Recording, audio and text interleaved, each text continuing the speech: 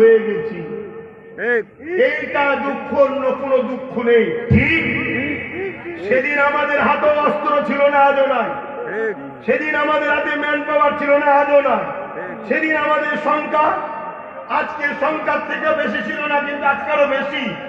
সেদিন হয়তো এত মুক্তি মওলানা ছিল না, তারপরেও সেদিন আমাদের অন্তরে আল্লাহর ভয় আর নবীর প্রেম এত অগাধ ছিল, আমাদের মোকাবেলায় দাঁড়াবার পর্যন্ত কেউ সাহস দেখায়নি।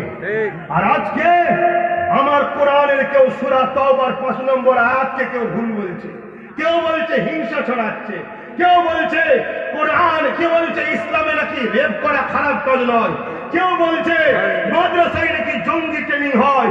এটা বলতে বলতে আবার কেউ বলছে কোরআন শেষ হয়ে যাবে, আমার উন্নতি শেষ হবে না। এরা এত বড় বড় কথা বলার সাহস পাচ্ছে একটাই কারণ, আমরা এদের কাছে বিক্রি হওয়া গোলাম হয়ে গেছি। তাই এ যুবক, ওঠো, দাঁড়াও, এদেরকে বুঝিয়ে দাও আমরা সালাউদ্দিন আইবির উত্তরসূরি, আমরা খালেদ বিন ওয়ালিদের উত্তরসূরি, আমরা ওমর ফারুকের উত্তরসূরি। আমরা সংখ্যা কম হতে পারে, কিন্তু মনে রেখে দিও আমাদের ভেতরে যে ঈমানের পাওয়ার আছে, এই পাওয়ারের কাছে দুনিয়া বারবার প্রমাণ হয়েছে, আমাদের কাছে মাথা নত করতে বাধ্য হয়েছে। যে সালাউদ্দিন